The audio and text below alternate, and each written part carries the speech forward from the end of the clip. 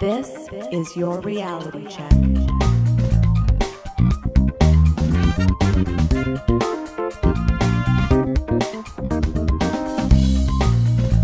Hi everyone, and welcome to The Reality Check, the weekly Canadian show that explores a wide range of controversies and curiosities using science and critical thinking.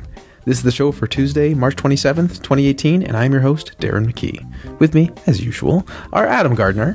What's up, cuboids? Christina Roach. Hey everyone. And producer Pat. Hi, everybody. We have a great show for you tonight. Pat is going to give us another game of Name That. I'm going to explore a fake passport website. But first, Adam, is gun-related violence in Canada increasing? Great question, Darren. Now, this past weekend, the topic of gun violence came up, as it's a bit topical. And it was mentioned to me that the Canadian government was using some sketchy data to try to argue a rise in firearms violence rates by using 2013, a particularly low year, as a baseline. As luck would have it, later that night, I fell upon the following message from our Prime Minister, Justin Trudeau, on social media. And I quote, "To those who marched here in Canada for an end to gun violence, we hear you. And this week, we introduced a plan for common sense gun control that will keep our communities safer. ICYMI. Now, after searching for what the acronym ICYMI meant, learning that it didn't have to do with missiles, it turns out in this case, it's in case you missed it. Intercontinental, you missiled it. Yeah, I just had no idea. I didn't even know where to start with that. So this reminds me that I'm old enough that our millennial at heart woke prime minister is more hip to today's slang than I am. Oh, that's a bitter pill. That's a bitter pill to swallow. He is older than me. It's just, yeah, that's just what he's doing. So anyway, I checked out the link that he gave. Firearms legislation to make communities safer. Now, the opening paragraph reads as so. Crime rates generally in Canada have been on the decline for more than 2 decades. But offenses involving firearms have become more prevalent, especially since 2013. Many communities across the country have been facing a steady increase in gun violence over the past 5 years. Gun-related homicides, domestic and gender-based violence involving guns, criminal gang activity, and gun thefts are all up significantly. Significantly, huh? Yeah. So there's a lot of statements going on in there. The article goes on to repeatedly state that gun crime in Canada is increasing and details some new steps that Canada's Liberal government will be taking to increase gun control, a popular position to have at the moment, to be sure. Significantly is a pretty bold word to use unless you have something to back that up, I think. Sure. And there is data, but we'll get to the specifics on that. Now, this isn't a segment about efficacy of gun control. I think that would be a topic worthy of covering on its own to see if this idea has any merit. Generally, whether or not gun control would reduce crime doesn't really need to be dependent on a rise or an epidemic of gun crime. If it works, it would reduce either a lot or a little gun violence. If it doesn't, it wouldn't make any difference either way. So, what's been going on since 2013? What's the data say? Now, the news release from Public Safety Canada is pretty clear. The quick facts section states the following in numbers. There were 2,465 criminal violations involving firearms in 2016, an increase of 30% since 2013. And I quotes Statistics Canada, CanSim 2520051. I looked that reference up and I couldn't find that specific data, but it's hard to get through some of these things. Gun homicides were up by 2/3 from 134 in 2013 to 223 in 2016. Source for that is Statistics Canada's homicide survey. Now, I continue to quote here. In 2016, the number of victims of police-reported intimate partner violence where a firearm was present was 684, up from 531 in 2013, an increase of almost 1/3, 29%. Statistics Canada, Canadian Centre for Justice Statistics, Uniform Crime Reporting Survey. Now, there are sources. These don't have hyperlinks, but with a little help from DuckDuckGo, I was able to track some of them down. The big statement is that gun homicides were up by 2/3 from 134 in 2013 to 223 in 2016. That's a big jump. Now, this is stated to be from Statistics Canada's homicide survey. I found this page and with a little digging, found a table for homicide survey primary methods used to commit homicide Canada, which has a column for shooting, which matches these numbers exactly. Indeed, in 2013, there were 134 homicides by shooting, and that number jumped to 223 in 2016. Well, what else is in this table? Well, the table only goes back to 2012, and by year, in 2012, there were 171. In 2013, 134. In 2014, 155. In 2015, 179. And then 2016, 223. Yes, 2016 was high, but 2014 and 2015 were close to or lower than the 2012 number. Indeed, 2013 appears to be a bit of an outlier where the numbers were a bit lower than usual, and you can see that this is represented in all statistics with the other metrics that were mentioned. But with such small numbers and such high variability, this is bound to happen. Looking at this and claiming a rise over the past 5 years is dishonest. Yes, it is currently 2018, but the data only comes up to 2016, showing a short change over only 3 years, not 5 years. Instead, let's compare 2012 to 2015, just subtracting 1 year from each, and the number is pretty much identical, comparing 171 to 179. Of course, this is not a more honest measure, I'm just fudging the numbers myself. Now looking at this, I'm kind of reminded of climate change denial, where biased samples of data are used on very short timeframes to argue that climate change is somehow not occurring. Oh well, it's colder than it was last year, so the world's not getting warmer. That's not really how it works. The article itself claims quite clearly that crime rates generally in Canada have been on the decline for more than 2 decades, but given the follow-up, offenses involving firearms have become more prevalent, especially since 2013, leads one to believe that crime may have gone down, but firearms-related crimes are up. And let's see how those numbers compare. Now, I just read Steven Pinker's fantastic book, Enlightenment Now, and I was once again reminded of something we've discussed time and time again on the show, and that is the trend that violence has been decreasing consistently over time, contrary to how it seems from listening to the news. Now we can go back further, as the data on Statistics Canada's Firearms and Violent Crime in Canada 2012 states. I was unable to find a more recent version of this, but the trend can still be considered for the broader perspective, and this goes up to 2012. So we saw that if we take 2012 as a baseline, it was a little higher in 2013. So if things do come down going up to 2012, we can't really use 2013 as that kind of low baseline number. Now some high-level ideas that I got from this document. And I quote, "Most violent crime in Canada does not involve firearms." Now, whereas violent crimes where a firearm was present had a rate of 21 victims per 100,000 people, it's pretty low, in 2012, the rate of non-firearm related crimes was 1,033 per 100,000. So that's obviously much different. In 81% of violent crimes, there was no weapon present. But of course, a violent crime involving a fist or a broken bottle is a lot less likely to leave one killed than a firearm. So we do need some context there. We're talking about reporting violent crimes. When one reports a violent crime involving a gun, it is a serious, serious issue. The 2012 report states that although all violent crime is decreasing, the rate of firearm-related violent crime is decreasing at a faster pace. Now, this is true on the short term, dropping 27% from 2009 to 2012. But in such a short time frame, that doesn't say much. It's just like looking at the 2012 to 2016 numbers. It's hard to get a real good idea looking at such a narrow time frame. More generally, though, looking at the trend going back to the 70s, we see very similar data. All homicides, including firearms-related homicides, peaked in the 70s and have been gradually decreasing since then. Firearms-related homicides have been decreasing at a faster rate than non-firearm-related homicides. Firearms-related homicides dropped 45% from 1972 to 2012, while non-firearm-related homicides dropped 22%. So there's a significant decrease in firearms-related homicides compared to others. Now, firearm-related robberies have also decreased significantly. A graph shows a fairly steady decline from 1982 to 2012. So these are the kind of graphs you see in a Steven Pinker book, where it goes from the top left down to the bottom right.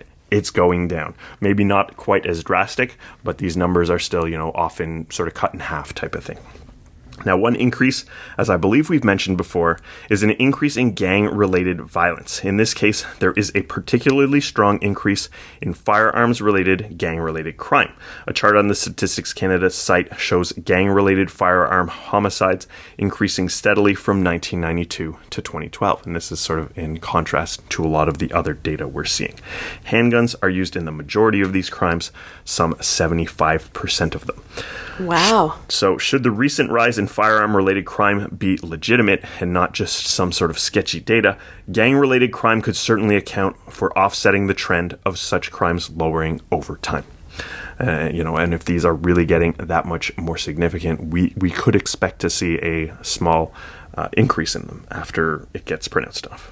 That's a good qualifier, Adam, to say that should the recent rise in firearm-related crime be legitimate? Well, sure. I mean, we're looking at such short-term data, and we're only going back to 2016, so it's hard to tell. Ultimately, though, suicide is what most gun-related deaths are the result of in Canada.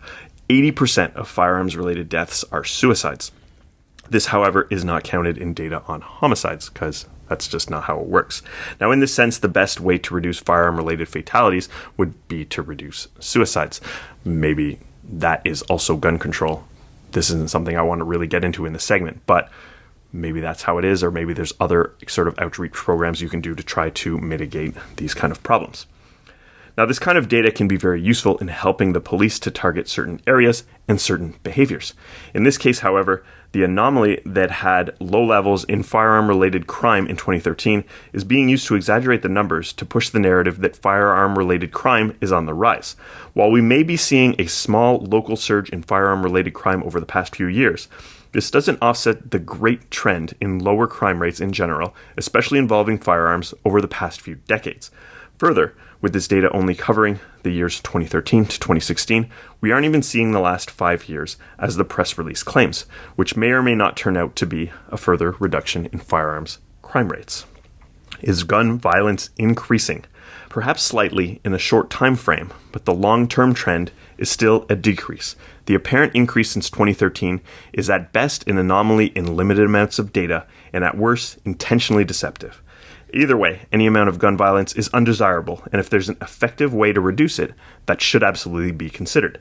As for stricter gun control and the Liberals' plans, while there is data on this kind of thing, people will generally choose to believe the studies which support their existing views and to discard those they disagree with. This is why we see people so polarized on these kind of ideas.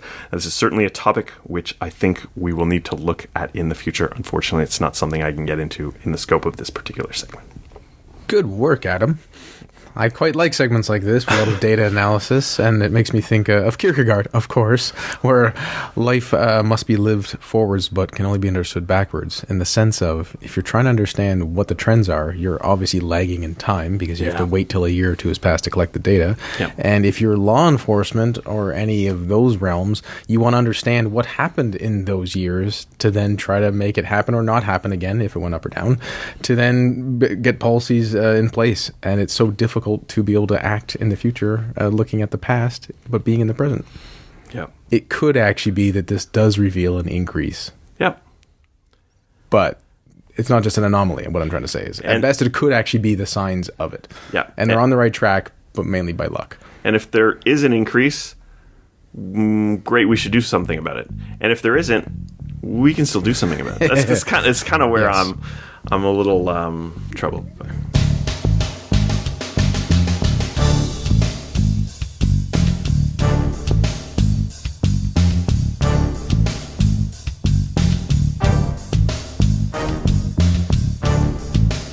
Thanks, Adam. And now we turn to Pat for another game of Name That. So a couple of days ago, Darren sent a message through our internal TRC panel group chat asking if today's game was going to be about Easter. And I replied that I hadn't written the questions yet, so I didn't know. Turns out that the answer to his question is kind of. Uh-oh. That said, if you guys anticipated the theme and spent the last several days researching and memorizing Easter trivia, you probably wasted your time. All right, here we go with another edition of everyone's favorite mostly guessing game, Name That. Today I bring you a sort of, but not really, Easter-themed game. Oh, okay. We have 6 questions, no tiebreaker. As usual, I'll give you a piece of information, and then I'll ask you to name that from the choices provided. I've randomly chosen the order, and we'll rotate. Adam, you're up first. Name that. Easter Island is a territory of what country? Nicely played. A, Peru, B, Chile, C, Kenya, or D, Norway? Oh, wow. Rapa Nui. That doesn't give me any points. Chile? That's where I get my apples. Adam says Chile. Next is Christina. In honor of one of my best girlfriends who I just got to hang out with in Vancouver, who was also born in Chile, that's my answer. Christina agrees with Adam, and lastly is Darren. I'll pick Chile also, be a follower. Everyone agrees. Easter Island is A, Chilean territory in the southeastern Pacific Ocean. It's one of the most remote inhabited islands in the world. The nearest inhabited land is over 2,000 kilometers away. According to the 2017 Chilean census, the island has 7,750 residents. Question number 2. Christina, name that.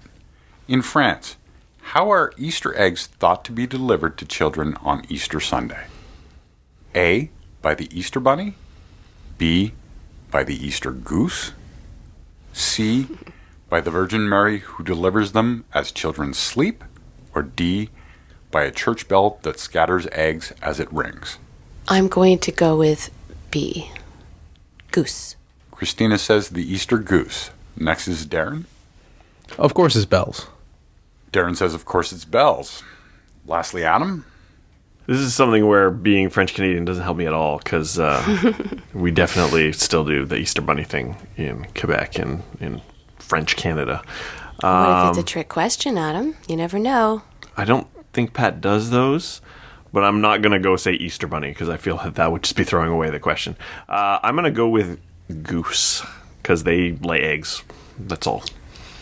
Adam says goose, and Darren, of course, it is bells. That's great because I just made it up. I was like, you know what? The bells is the craziest one. I'll pick that. Legend has it that on Good Friday, the bells of every church in France fly to Rome, carrying with them the grief of those who mourn Jesus' crucifixion on that day. In keeping with the tradition, French church bells do not ring from Good Friday to Easter Sunday morning when the bells are said to return. The Easter bells are said to bring with them Easter eggs, chocolates, and other treats. So they get them from Rome? And is there less chocolate in Rome, or does it magically manifest in the bell? I've given you everything I know about it, Adam. Sounds pretty magical to me. I guess it is like, where does the Easter Bunny get the eggs? You know, these aren't questions people should be asking. True. Until they decide to stop believing in them, you know. Question number 3. I'm sure you've all heard of Fabergé eggs, the most famous of which are those made for the Russian Tsars Alexander III and Nicholas II as Easter gifts for their wives and mothers. These are called imperial eggs. The last time an imperial egg was sold, it went for 20 million pounds in 2017. So Darren, name that. How rare are these imperial eggs? A. There are less than 10. B. There are between 10 and 20. C. There are between 20 and 30. And D. There are more than 40 of them. Well, more than 40, sure. Darren says more than 40. Next is Adam. I'm going to also go with more than 40, and I'm going to say that the reason that one was super expensive is not just because of the number, but maybe, you know, we had special gold foil or some weird thing like that. Adam agrees with Darren. And lastly is Christina. I don't know, so I'd rather go down with a sinking ship. Or I say more than 40. Everyone is correct. Woo! I think Darren was correct, and everyone else just kind of fell into place. It is believed that the House of Fabergé made 50 imperial eggs, of which 43 have survived. Wow. 2 more were planned for Easter 1918, but were not delivered because of the Russian Revolution. Oh, interesting. Interesting. I also said when you said more than 40, I thought, well, there could be 80, but it's really just 43. Right. Question number 4. Speaking of eggs, you guys probably know that the living bird that lays the largest egg is the ostrich. According to the Guinness Book of World Records, the biggest ostrich egg weighed in at 2.6 kilograms or 5.7 pounds. But the ostrich does not lay the biggest egg relative to the bird's body size. That distinction goes to New Zealand's national bird, the kiwi. Bonus fun fact, that is why New Zealanders are sometimes referred to as kiwis. Right. Adam, name that. How big is a kiwi bird's egg as a percentage of the mother's body weight? A, approximately 5%. B, approximately 25%. C, approximately 35%. Or D, more than 50%. I was leaning towards 80%, which is probably ridiculous, so I'm going to go with more than 50%. Because, like, you look at the bird, and it's got, like, that big kiwi fruit shape, you know? It's like, that's the whole egg. That's what I think. Adam says D. Next is Christina. I'm going to say D, more than 50%. Christina agrees with Adam. Lastly, Darren. Well, I'm up 1 point. I was going to go for 50% anyway. I'll stick with the 50%.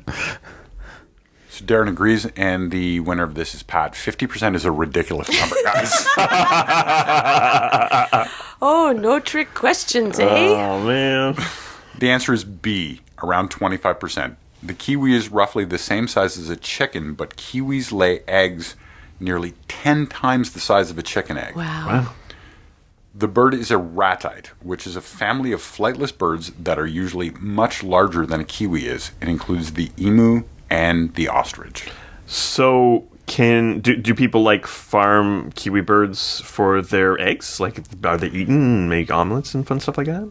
Not that I'm aware of, but there is a really interesting kind of background about why its egg might be so large. So there is an accepted theory that it used to be a much bigger bird that evolved to be smaller, but there's some recent research that suggested that there's another reason behind it. It's actually pretty fascinating stuff that I fell down a rabbit hole. Will you link to it in the show notes then? I can do that, yes. Cool. At what website would those show notes be on? TRCpodcast.com. Oh, that's great. Great website. Okay. Question number 5. Christina, name that. What does Maundy Thursday honor? A, the end of Holy Week. B, the end of Lent. C, the Last Supper. Or D, nothing. Pat made up Maundy Thursday. Oh, man, that's fun. I'm going to say the end of Lent, whichever option that was. Christina says B. Next is Darren. Yeah, fine. You made it up. Darren says I made it up. And lastly is Adam. I'm kind of torn between the end of Lent and the Last Supper because by my not really understanding religion math in my head, they should both be on the same day because I think like Lent kind of ends, but then you're not supposed to like eat any sweets on the Friday anyway because Jesus died and all that stuff. And I'm like, was there really more than a day between the Last Supper and when Jesus died? Because then that would make it Thursday as well. So I'm going to go with the Last Supper where everyone sat on the same side of the table. Adam says see the Last Supper. Thank you, Father Gardner. They knew it was being filmed.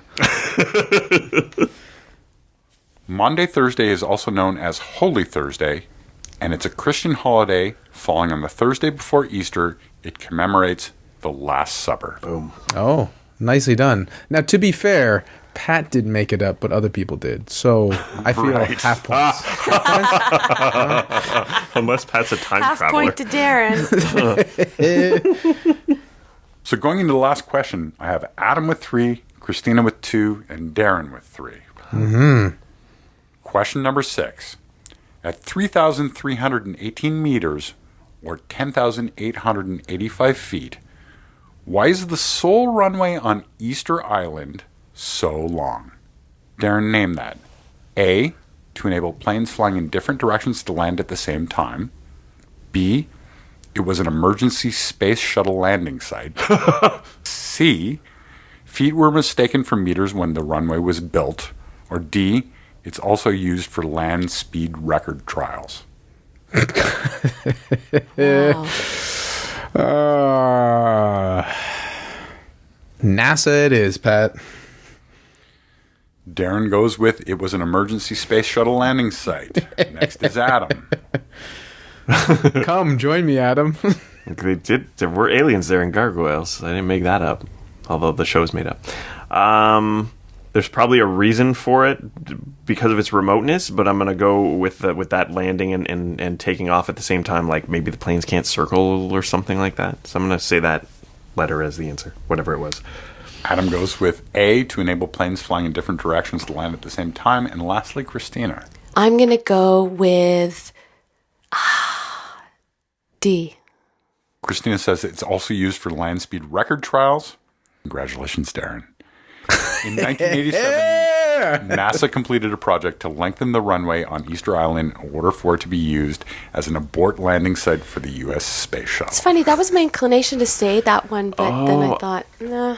You know, whenever alien spaceships. It sounds too plausible. Yeah, you know, whenever I get the wrong answer, I kind of make a story like I got the right one. Damn.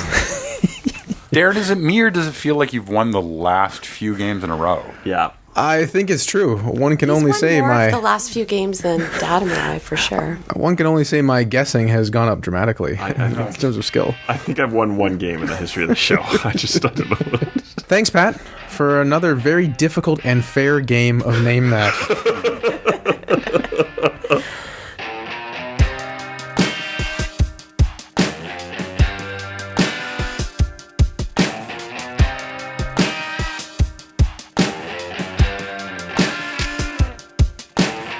So, you're looking to renew your Canadian passport, you say? What a great segue. You type Renew Canadian Passport online into Google, and then you click the top result, passportonline.ca. You are then taken to a website where you can click on Passport Renewal. You then put in your info and credit card, and then you're done. Except it turns out you aren't. A year ago, the CBC provided a story about Eric Glavin. He was at Toronto's Passport Canada office thinking his renewal would be quick because he filled out the online application before he went. Then the passport officer said that their system had no information from him. Quote from the story, he had with him documents from passportonline.ca and had even prepaid $186.45 at that site, thinking it was for a 10-year renewal, as you now get 10-year renewals for Canadian passports. The government employee shook her head. No, you haven't paid anything. Glavin isn't the only one. Tens of people have lodged complaints and have said they've paid hundreds or thousands of dollars for something they were misled about. They thought they were getting passport renewals and documents, and instead they were getting unnecessary consultants who were just putting in their info and charging a lot of money for it. Terrible.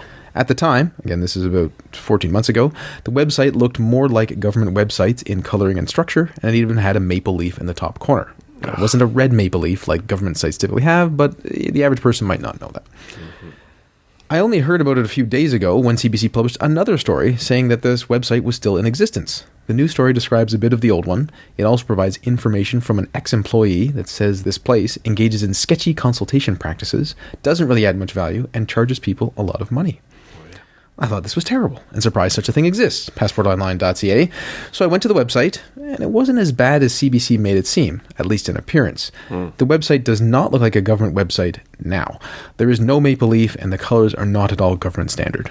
No, but the screenshot in that CBC article really did look like the Yes. sort of like common look and feel. That's not a term they use anymore, but that common theme that they have across government Correct. websites. And now it doesn't look like that at all. As well, on the front page, it says, in a header, passportonline.ca is not affiliated with the government. Yeah. And then there's this text below that describes the organization. At passportonline.ca, our motto is all about teamwork, blah, blah, compassion, understanding. We believe to succeed, strength, and knowledge. Our consultants will be happy to help you. And it ends with, please note, we are not affiliated, in bold, with Passport Canada or the Government of Canada, and we do not charge government fees. Sounds like they added that. Yeah, right. I was curious how it all looks, so I clicked on products and then passport renewal. And at the very top, admittedly in brackets and slightly smaller print, it does say Canadian Passport Online Assistance. Let us assist you with your Canadian passport application. $190 plus tax. Bracket, government fee not included. Okay. If you put in the information at the bottom, you literally have to click a box which has this associated text. I understand the terms and conditions and that this fee is for processing costs to facilitate the application. It does not include the cost of government fees or Passport Canada fees. This makes me think that they probably changed their look and added disclaimers to reduce the likelihood anyone could legitimately sue them or call them out on this. Absolutely. I was leaning toward the idea that the buyers should have been more beware, but then the recent CBC piece quotes the former employee. Note, I've been focusing on passports, but there is another site, supposedly run by the same people, about pardons and waivers for criminal offenses. Just for some context. Terrible. This employee said that they received training to be an eligibility consultant and to get money from people that way, even though they weren't eligible. In the case of pardons and waivers, they used people's desperation against them. Here's a quote. It could be anything from a sweet old lady worried about a shoplifting charge from 20 years ago to a hardened criminal that's their job to be a criminal and make money off other people's suffering. Or someone who made a mistake in the past and can't really move forward. But they're pumped with all these hopes and dreams that we're going to help them, the employee said. They sometimes charge thousands, told people it could take years, but it could be done in less than an hour if they had the right documents with them. Bah! Exactly. So it does seem like, someone's creating a service in the marketplace and it hasn't been corrected as being entirely unnecessary, because if you can just go to the Government of Canada website, you can do pretty much the same thing and it's cheaper because it's the actual price. It's not always obvious how to navigate those websites, but that doesn't mean that, these kind of services have any value. You just kind of have to know the right link. Like that's really upsetting.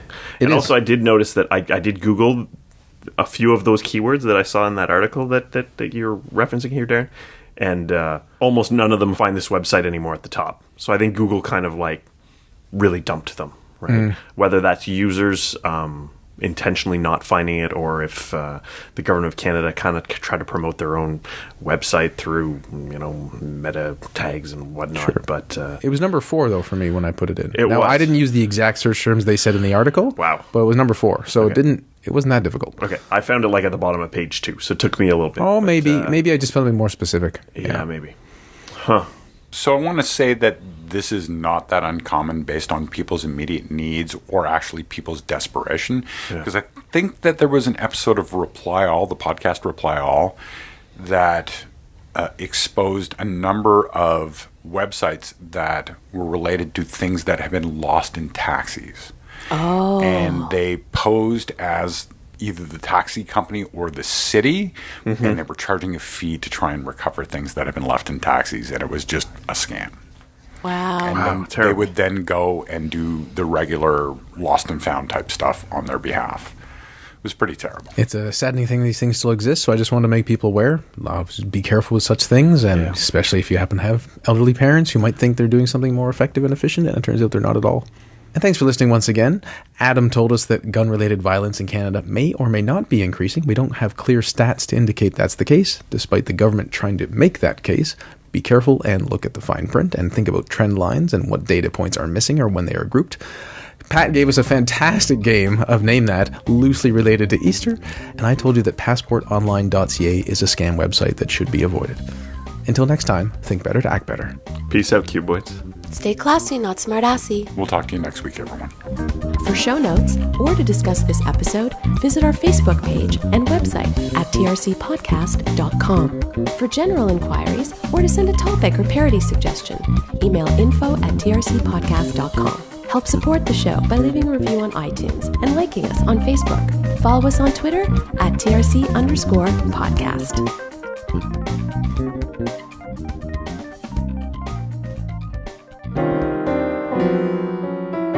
Outtakes. I don't know what the last comment's going to be before I'm going to say what I'm going to say, but anyway. It's probably going to be way, way back. Yes, I imagine it was. 12 minutes ago. Stop myself, but think of Kierkegaard. You too, Pat? That's the most Darren thing I've ever heard. That's what I bring to the show. Absolutely.